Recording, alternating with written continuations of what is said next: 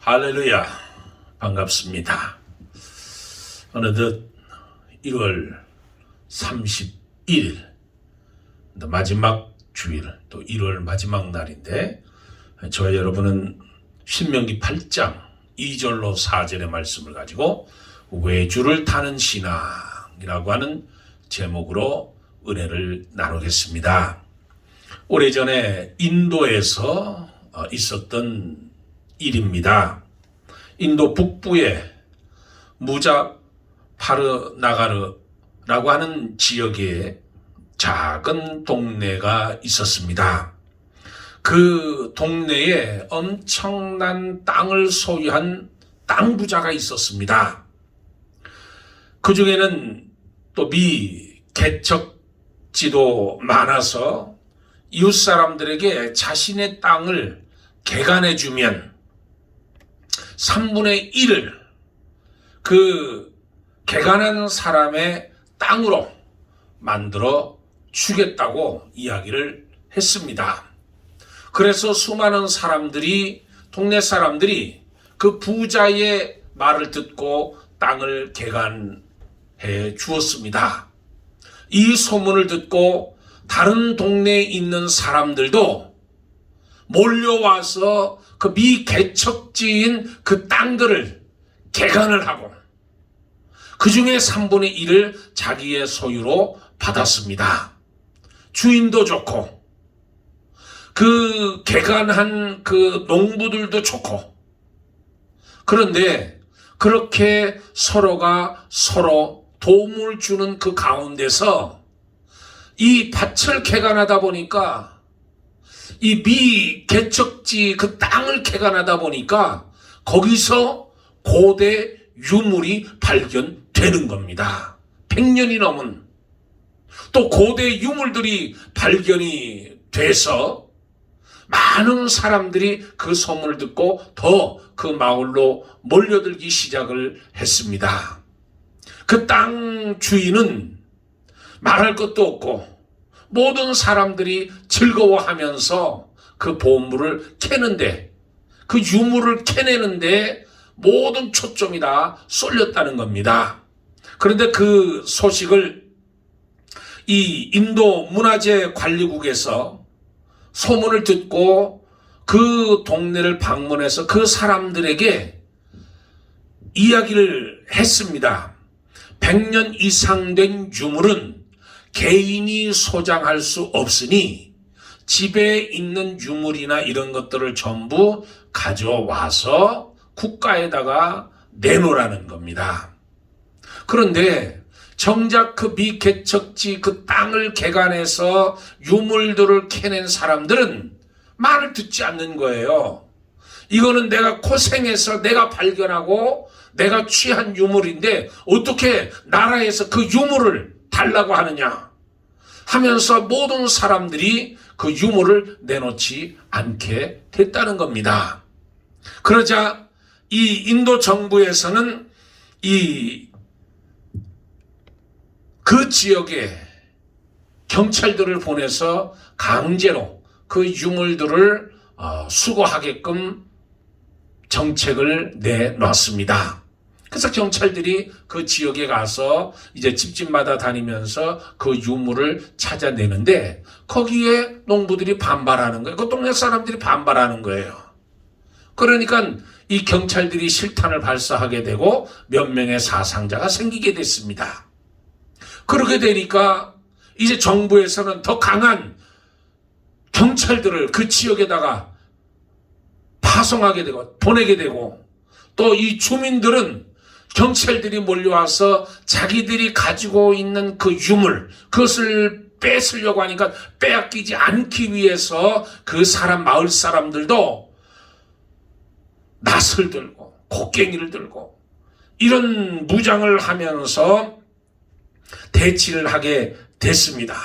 마을 주민 사람들은 더욱 난폭한 폭도로 변해서 삽과 낙과 곡괭이와 총을 들고 저항하게 되고 결국은 무수한 경찰들이 투입이 되면서 격전을 하면서 수많은 사람들이 사상자가 났다는 거예요. 유물은 유물대로 다 뺏기고, 그 마을 사람들의 수십 명이 죽음을 당하고, 그리고 수십 명이 경찰서에 연행을 대서 조사를 받게 되고, 이 마을이 버림받은 마을, 죽은 마을이 됐다는 거예요. 황금 유물이 발견되기 전에는 비록 부자는 아니었지만 평화롭게 지냈던 마을인데도 이 사람들이 유물을 발견한 뒤에 돈, 그것을 집착하다가 결국 정부에 대항해서 싸우다가 마을은 쑥대밭이 되고 많은 사람들이 죽거나 다치고 감옥에 갇히게 되는 그런 일들이 일어났다는 겁니다. 세상이 이렇게 미련할 때가 어디 있습니까? 황금의 눈이 멀어서 마을은 황폐되고 수많은 사람들이 죽고 또 수많은 사람들이 교도소에 가게 되고 상처와 아픔만 그 마을에 남게 되었다는 거예요. 여러분, 그렇습니다. 돈도 중요하지만 거기에 진짜 중요한 것은 길이요 진리요 생명이신 예수 그리스도를 소유하는 것. 돈보다도 예수 그리스도를 소유하는 것이 얼마나 중요한지, 예수님과 그 말씀을 따라서 거룩하게 진실하게 선하게 아름답게 살아가는 것이 얼마나 값지다는 것. 거기에 영원한 생명은 물론 이 땅에서도 진정한 생명의 기쁨과 평강과 위로와 소망과 자유가 있다는 겁니다. 우리 하나님은 참 좋으신 분입니다. 하나님은 우리를 푸른 초장으로 쉴만한 물가로 인도하시는 분이십니다.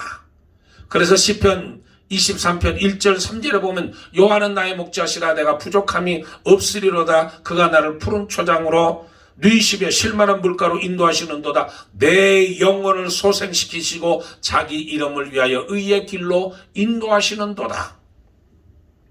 그러나 기억할 것은 때로는 우리를 광야로 하나님이 인도하신다는 사실이에요.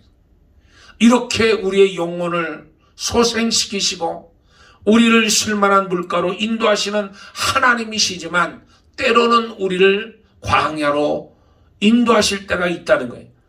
2절에서 내 하나님 여호와께서 이 40년 동안에 너로 광야의 길을 걷게 하신 것을 기억하라. 40년 동안 이 광야 길을 걷게 하신 것을 기억하라는 거예요.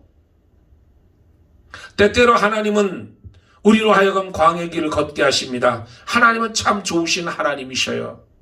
그렇지만 하나님께서도 때때로 그들을 돌려서 홍해가 있게 하고 광야로 이어지는 길로 가게 하셨다는 거예요. 이스라엘 백성이 출애굽 후에 약속의 땅 가나안 땅으로 가는 그 길을 블레셋 사람이 사는 가나안 서남부 쪽으로 하나님이 인도하셨으면 그들은 일주일이면 들어갈 수 있습니다. 지금의 가자지구 쪽으로 갔다면 일주일이면 그 가나안 땅에 들어갈 수 있습니다. 그러나 하나님은 그 길로 인도하시지 않는 거예요. 왜? 하나님은 시나이 반도로 인도하시는 겁니다. 시나이 반도가 어떤 길입니까? 시나이 반도는 사막지대로 1년 내내 물 한 방울 쏟아지지 않는 곳이에요. 첫째, 물이 없어서 살 수 없는 것이고, 둘째는 그곳에는 사막지대이므로 채소를 재배할 수 없는 지역입니다. 셋째로 낮에는 섭씨 45도 이상 고온이고 저녁은 쌀쌀해서 추운 날씨. 그러니까 사람이 살 수 없는 길이에요. 그런데 하나님이 그곳으로 이스라엘 백성들을 인도하시는 거예요. 이에 대해서 백성들의 반응은 어떻습니까? 이스라엘 백성들은 하나님 앞에서 불만을 노골적으로 토로하잖아요. 지도자를 바꿔야 된다고 말하고, 지도자가 무능하다고 말하고, 지도자가 자격이 없다고 말하고, 하나님은 보이지 아니하심으로 금송아지를 만들어서 우리를 인도하는 하나님이라고 이야기하고, 우리도 얼마든지 지도자가 될 수 있다고 말하고, 고기를 먹을 수 없다고, 물도 없다고, 마늘과 파도 없다고, 먹을 수 없다고, 너무 덥다고, 너무 춥다고. 정말 이들의 모습은 수준 이하에 아직도 애굽에서의 노예 근성을 버리지 못한 모습을 저들이 가지고 있는 거예요. 그런데 우리의 모습은 어떻습니까? 나의 모습은 어떻습니까? 지난 일주일 동안 저와 여러분에게 무슨 일이 일어났습니까? 때로는 고난이 찾아오고, 때로는 육신의 연약함 때문에 힘들어하고 어려워하고, 나름대로의 문제 속에서 살아가지 않았습니까? 그런데 그 광야길을 걷게 하신 그 하나님에 대해서 어떻게 여러분은 생각하십니까? 하나님께서 왜 이스라엘 백성으로 하여금 그 광야길을 걷게 하셨는지, 왜 하나님은 저와 여러분에게 이런 일들을 경험하고 체험하고 겪게 만들어 주셨는지, 하나님께서 우리에게 주시는 모든 일에는 하나님의 뜻과 섭리가 계시다는 거예요. 첫째로 하나님은 우리를 낮추시기 위해서 때로는 광야길을 걷게 하신다는 거잖아요. 2절에 내 하나님 여호와께서 이 40년 동안에 너로 광야길을 걷게 하신 것을 기억하라. 이는 너를 낮추시며 너를 시험하사 내 마음이 어떠한지 그 명령을 지키는지 아니 지키는지 알려 하심이라. 하나님께서 우리를 시험하기 위해서 고통과 고난과 어려움과 환난을 주신다는 거예요. 연약함을 주신다는 거예요. 하나님이 미워하고 싫어하는 것 중 하나가 바로 교만입니다. 교만, 자기를 높이는 것. 교만한 사람은 하나님을 믿을 수가 없어요. 교만한 사람은 하나님을 찾을 수가 없어요. 자기가 높아지는데 어떻게 하나님을 찾습니까? 그러니까 하나님은 그런 교만을 깨뜨리기 위해서 하나님은 때로는 우리 가운데 연약함을 주신다는 거예요. 교만을 철저히 버리고 철저하게 하나님을 따라가는, 하나님을 높이는, 하나님을 경배하는, 하나님을 바라보는 삶을 살도록 하나님은 우리 가운데 고난으로 역사하신다는 거잖아요. 자기 힘으로 할 수 있는 일이 아닙니다. 하나님의 역사해서야만 되는 일. 고난은 교만한 사람을 겸손하게 만들어줍니다. 교만한 자는 하나님의 약속의 땅으로 들어갈 수가 없어요. 그래서 하나님은 하나님의 자녀들에게 고난을 통해서 낮아지게 만들어주십니다. 야곱을 보세요. 야곱, 자기 형을 속여서 사기치고 자기 아버지를 속여서 사기치고 거짓 축복을 받고, 그런데 그 요셉이 집을 떠나면서 얼마나 많은 고난을 당합니까? 그 고난 가운데에서 그는 겸손을 배우게 되고 다시 그는 하나님의 섭리를 깨닫게 되고 하나님의 사람으로 거듭나고 바뀌고 성숙되어 가는 거예요. 이스라엘 백성들이 40년 동안 광야에 생활하는 그야말로 큰 고난의 길이었습니다. 여러분, 광야에서 일어나면 세수를 할 수 있나요? 먹을 물을 마음대로 마실 수 있나요? 애굽에서 먹던 맛있던 것, 그것을 제대로 먹을 수 있나요? 편안한 삶을 살 수 있나요? 모래바람, 모래가 흩날리는 사막 한가운데서 하나님이 서라 하면 서고 하나님이 가라 하면 가고 하나님 중심의 삶을 살아야 했던 그들의 모습, 그리고 하나님이 주시면 먹고 안 주시면 굶어야 하는 그런 신세, 한마디로 육신의 욕망의 자유를 철저히 억압당한 생활. 그러나 이스라엘 백성들에게는 이것이 큰 축복이라는 거예요. 이스라엘 백성들이 광야길을 가는 동안 철저히 낮아져서 하나님만 바라보게 됐다는 거예요. 하나님만 의지하게 됐다는 거예요. 하나님만 믿게 됐다는 거예요. 하나님이 원하시는 것이 바로 이런 모습입니다. 사람이 철저히 낮아져 하나님만 바라보고 하나님만 의지하며 하나님을 섬기고 살아가길 원하셨던 것, 그거예요. 여러분, 우리가 새벽에 지난 몇 달 동안 저희들이 레위기를 봤는데, 레위기서에 보면 하나님이 성막을 건축하는 태브네클, 그 성막을 건축하는 과정을 하나님이 지시하셨습니다. 그리고 나서 이 이스라엘 백성들에게 모세가 성막을 완성하고 그 한 달 동안 한 달 동안을 회막에 들어가서 그 성막에 들어가서 하나님께서 주시는 말씀을 한 달 동안 듣고 기록한 게 레위기잖아요. 그러니까 하나님 레위기서에 보면 이 하나님이 지시한 대로 행하였더라, 그런 말씀이 얼마나 많이 나오는지 몰라요. 모세에게 말씀하신 것, 모세가 이스라엘 백성들에게 말씀한 그 말씀을 준행하고 그대로 따라해서 레위기서에 보면 여호와 하나님께서 말씀하신 대로 행하였더라, 말씀하신 대로 되었더라, 이런 말씀들이 계속해서 기록되어 있는 게 그게 레위기서의 특징이잖아요. 하나님께서 원하시는 것이 바로 그겁니다. 하나님의 말씀대로 사는 거, 하나님의 뜻대로 사는 거, 백성들이 하나님께 영광 돌리면서 하나님이 말씀하신 대로 철저하게 준행하면서 순종하면서 살아가는 삶, 그 삶을 하나님이 원하신다는 거예요. 저 여러분에게 원하신다는 거예요. 왜 광야에 고난을 주셨냐면 겸손히 낮아져서 아이가 어머니를 의지하듯이, 어머니를 믿고 딸듯이 하나님을 믿고 따라가는 거예요. 어린아이처럼 자신을 낮추고 어머니를 따라가듯이 하나님을 따르라는 거잖아요. 하나님은 우리로 우리 자신을 낮추게 하십니까? 그것은 하나님만이 온전히 신뢰하기 위해서, 온전히 신뢰하기 위해서. 여러분, 세상에 많은 것들이 있지만 세상에 믿을 것이 아무것도 없어요. 변하지 않는 것이 없어요. 오직 하나님만이 변함이 없으시고, 하나님만이 신실하시고, 하나님만이 진실하시고, 하나님께서 언약하신 것, 하나님께서 약속하신 것은 1.1핵이라도 변치 않고 행하시는 하나님, 그 하나님을 신뢰하라는 거잖아요. 그 하나님을 의지하라는 거잖아요. 하나님은 우리와 함께 계십니다. 우리는 성령의 인도함을 받아서 낮아지는 거예요. 낮아지는 거예요. 두 번째로 하나님은 우리를 시험하기 위해서 때때로 광야 길을 걷게 하십니다. 2절에 너를 시험하사 내 마음이 어떠한지 그 명령을 지키는지 아니 지키는지 알려 하십니다. 이 말씀은 하나님께서 이스라엘 백성들을 시험하기 위해서 광야 길을 걷게 하셨다는 거잖아요. 광야 길을 걷게 하셨다. 하나님은 광야의 고난길을 통해서 이스라엘 백성들의 마음을 시험하셨습니다.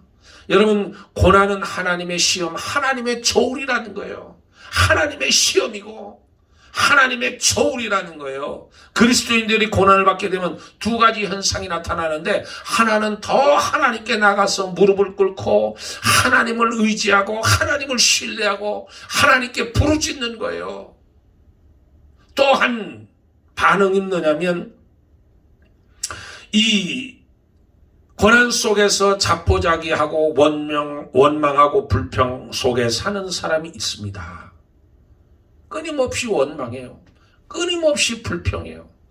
불평의 불만을, 불만의 불평을, 불평의 불만을, 불만의 불평을 끊임없이 입만 열면 불평이 쏟아져 나오는 사람이 있잖아요.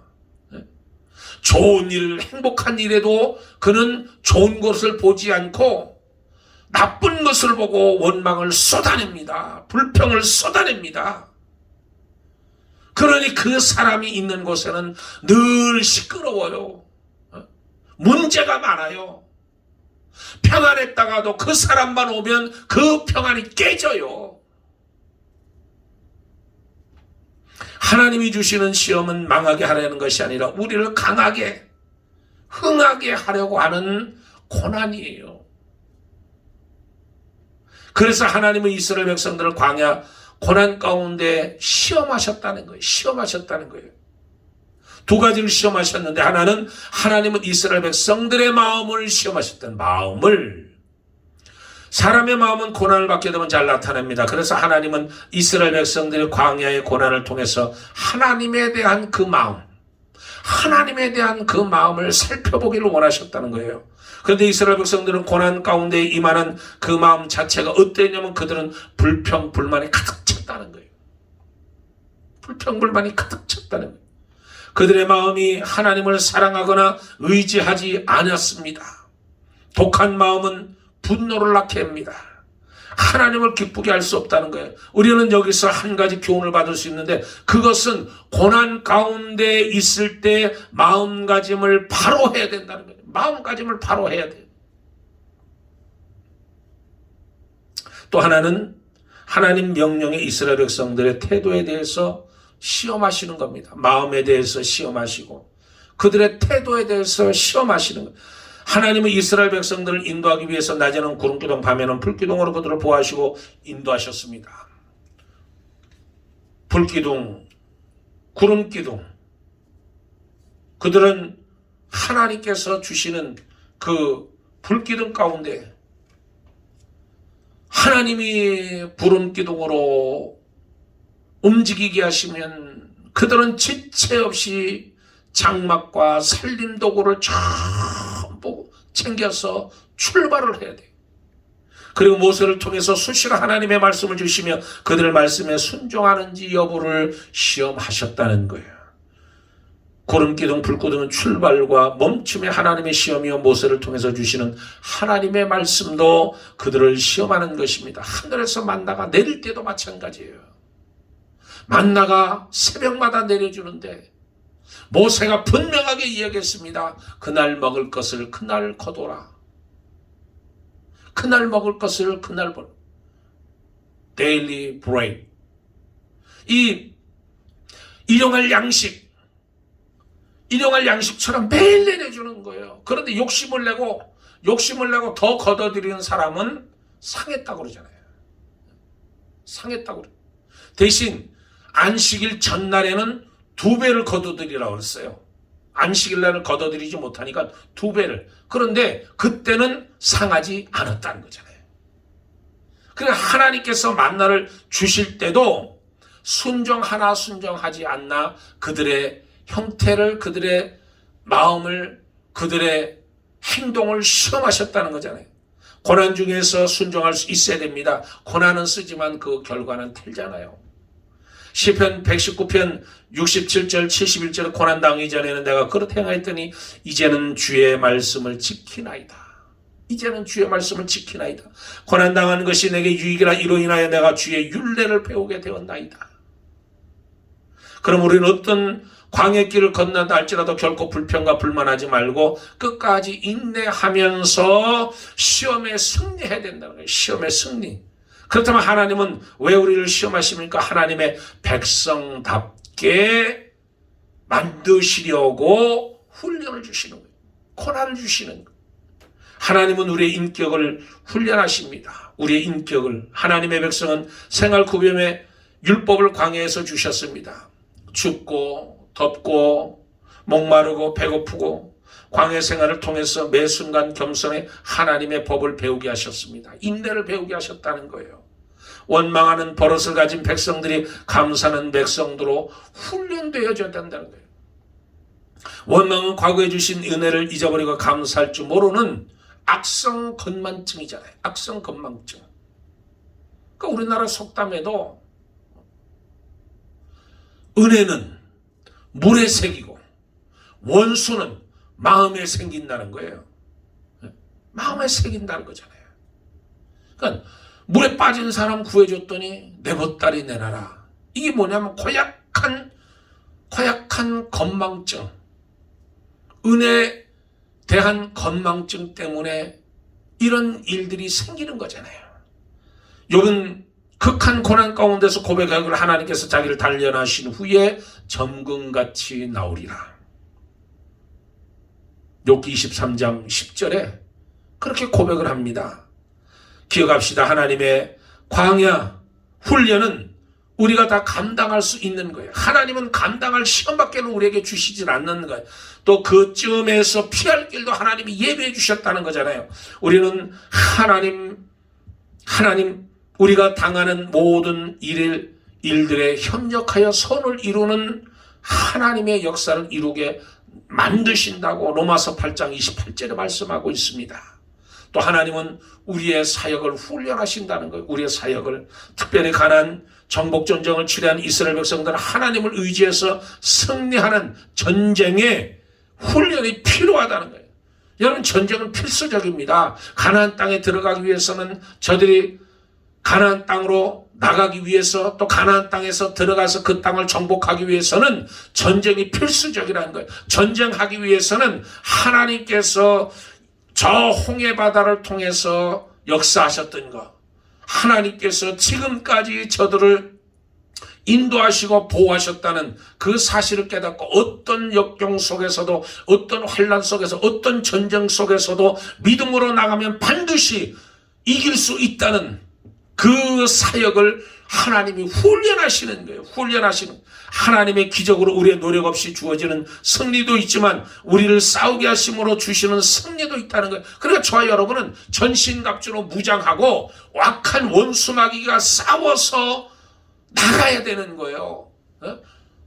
구원의 투구를 쓰고 의의 형배를 붙이고 진리의 띠를 띠고 화평복음의 신을 신고 믿음의 방패를 가지고 성령의 검을 가지고 담대하게 나가서 마귀를 대적하는 거예요.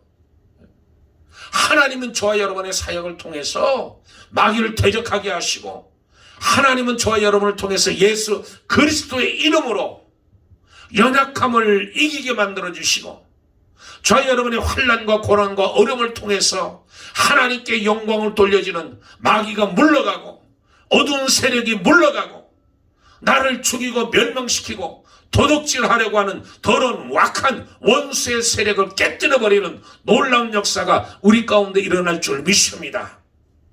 세 번째로, 하나님은 사람이 떡으로만 사는 것이 아니라는 것을 깨닫게 하기 위해서 우리를 때로는 광야의 길을 걷게 하신다는 거예요. 3절 말씀을 보세요. 사람이 떡으로만 사는 것이 아니라 여호와의 입으로 나오는 모든 말씀으로 사는 줄을 너로 알게 하려 하심이라. 사람이 떡으로만 사는 것이 아니라는 거예요. 하나님의 말씀으로 사는 거예요. 이 말씀처럼 하나님 이스라엘 백성들로 하여금 사람이 떡으로만 사는 것이 아니라는 것을 깨닫게 하기 위해서 광야의 길로 걷게 하셨다는 겁니다. 하나님은 광야 40년 동안 사람이 떡으로만 사는 것이 아니라 하나님의 입으로 나오는 말씀으로 살아야 한다는 것을 가르쳐주고 있는 거예요. 하나님께서 40년 동안 이스라엘 백성들에게 만나를 먹여주셨잖아요. 매일처럼 사막 한가운데서 이스라엘 백성 장정만 60만입니다. 장정만 60만이고 어린아이, 여자, 그리고 중대한 잡초까지 포함하면 대략으로 약 200만 명이 되잖아요. 우리가 새벽기도 민수기를 지금 보고 있는데 민수기 1장에 계수하는 그 계수가 나오잖아요. 60만이 넘잖아요. 60만이. 그런데 장정 20세 이상 전쟁에 나가서 싸울 수 있는 사람들만 계수하니까 60만이에요. 그러면 부녀자들, 어린아이들, 이런 사람 모든 잡초까지 포함한 200만이 넘는 거예요. 그 200만이 광야에서 먹을 수 있는 양식이 어디 있겠어요? 농사를 질 수 있나요? 과일이 있나요? 저들이 출애굽할 때 싸가지고 나온 거, 음식, 여러분 그게 얼마나 가겠어요? 그런데 하나님께서 그들이 광야에서 무엇을 먹고 살았냐면 바로 만나를 먹고 살았다는 거예요. 하나님의 입으로 나오는 말씀으로, 하나님 입에 나오는 말씀으로 먹고 살았다는 거예요. 배고플 때 하나님이 하늘에 명하시니까 하늘에 만나가 내려지는 거예요. 이 만나가 가나안 땅 들어가서 천 열매를 소출하기까지 하나님은 40년 동안 만나를 저들에게 먹여주셨다는 거잖아요. 하나님의 말씀은 능력이 있습니다. 사막 한가운데서 만나를 내려주셨던 능력, 그리고 메추라기를 때를 몰고 오셨던 하나님의 능력, 반석을 쳐서 샘을 솟게 하셨던 하나님의 능력, 이 모든 것이 하나님의 입으로부터 나오는 말씀의 능력이라는 거예요. 저와 여러분은 너무 그렇게 생활에 목맬 것 없습니다. 하나님 입으로 나오는 말씀으로 우리가 사는 거예요. 내 영이 사는 거예요. 내가 영이. 영적인 사람으로 사는 거예요. 육적인 사람이 아니라 영적인 사람으로 내가 살아야 되는 거예요. 신앙으로 살아야 돼요. 믿음으로 살아야 돼요. 또 하나님은 40년 동안 의복이 헤어지지 않게 해주셨다고 4절에 말씀하잖아요. 4절에 이 40년 동안에 내 의복이 헤어지지 아니하였고 내 발이 부르트지 아니하였느니라.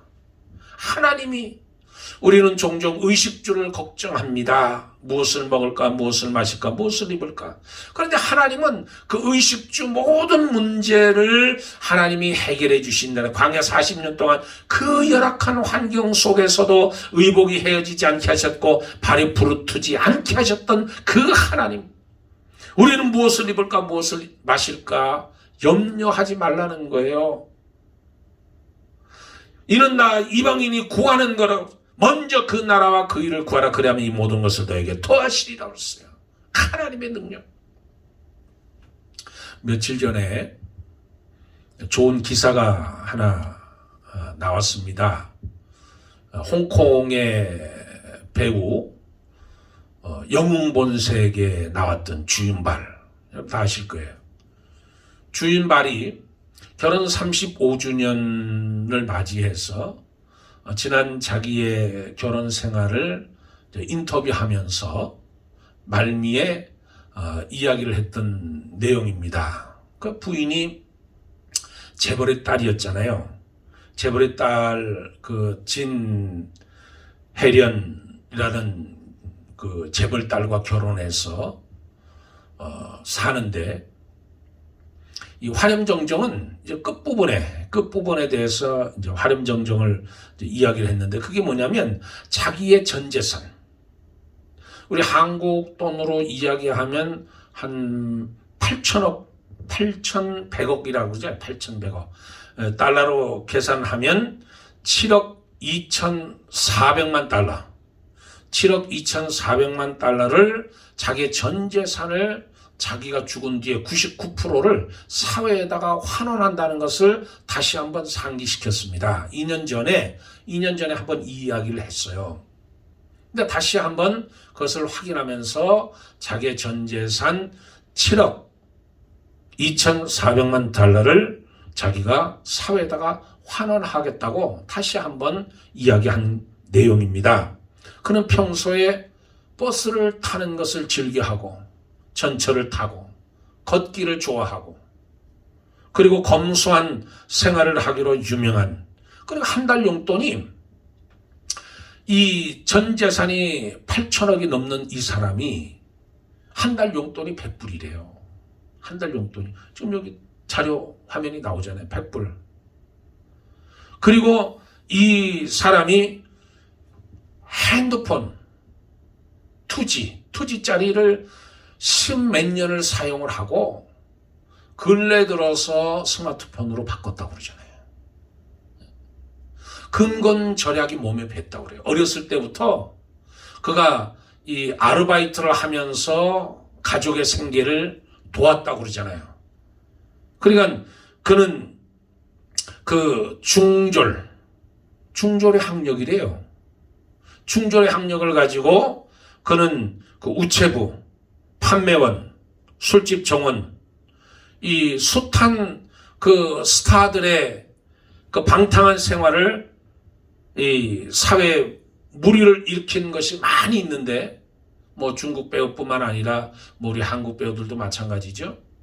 그런데 그 가운데서도 이 삶의 모습을 보면 고개를 절로 숙여줄 수밖에 없다는 거예요. 이 주인발이 고백하기를 뭐라고 고백했냐면, 이 돈이 다 내 것이 아니라, 내 것이 아니고 나는 보관할 뿐이라는 거예요.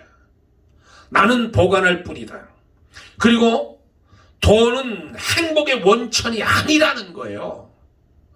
행복의 원천이 아니라, 재산이 7억이 넘는 7억 2,400만 불 재산을 가지고 있는 사람의 고백이 돈이 행복의 원천이 아니라는 거야. 이 돈은 내가 세상을 떠날 때 전부 사회에다가 환원하겠다는 거야. 그리고 검소하게 사는 거야. 한 달에 용돈을 100불을 가지고.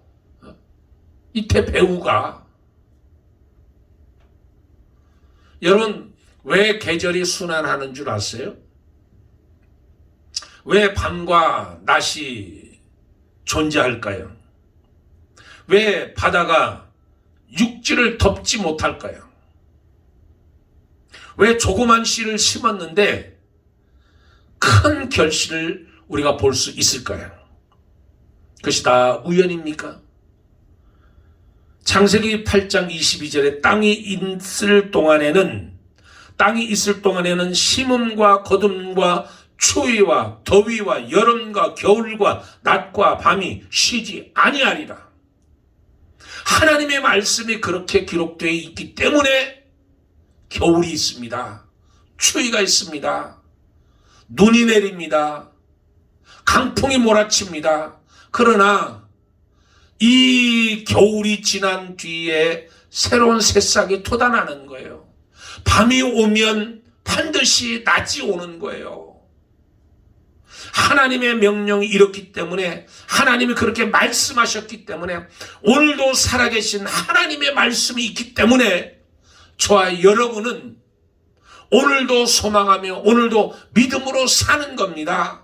지난 한 주간 나에게 어려움이 왔지만, 아직도 나는 어려움 가운데 있지만, 육체의 연약함 속에 있지만, 하나님의 언약을 믿고 하나님의 그 약속하심을 믿고 내가 오늘을 소망하고 오늘을 기뻐하고 오늘을 이겨낼 수 있는 것은 하나님이 나와 함께 하신다는, 하나님이 우리를 보호하신다는, 비록 내가 외주를 타는 신앙이지만, 외주를 타는 인생이지만 흔들림 없이 그 길을 고잉 해서 내가 결코 다른 길로 가지 아니하고 하나님을 바라보고 하나님 은혜 가운데 붙들려서 내가 오늘을 살고 내일을 소망한다는 사실이, 저와 여러분이 오늘 이 말씀을 기억하면서 하나님이 나를 끊임없이 보호하시고 끊임없이 나를 인도하신다는 이 고백, 저와 여러분의 입술에 고백이 되기를 주의 이름으로 축복합니다. 할렐루야. 기도하겠습니다. 좋으신 우리 아버지 하나님, 우리는 때로는 불안해합니다. 때로는 좌절합니다. 때로는 힘들어합니다. 때로는 연약함 때문에 하나님 마음고생할 때가 있습니다. 아버지 하나님, 우리의 삶이 외줄 타는 것처럼 불안불안하지만 그래도 그 가운데서 하나님을 잃지 아니하고 하나님 말씀을 굳게 붙들고 아버지 하나님, 저희들 신앙으로 믿음으로 승리하는 삶을 살아갈 수 있도록 도와주시옵소서. 우리 삶 가운데, 내 삶 가운데 하나님께서 역사하시고 하나님께서 섭리하시고 하나님이 계획하시고 하나님께서 놀라운 축복이 우리 가운데 있다는 사실을 깨닫고 오늘을 인내하며 오늘을 소망하며 살아갈 수 있는 저희 모두가 될 수 있도록 하나님 도와주시옵소서.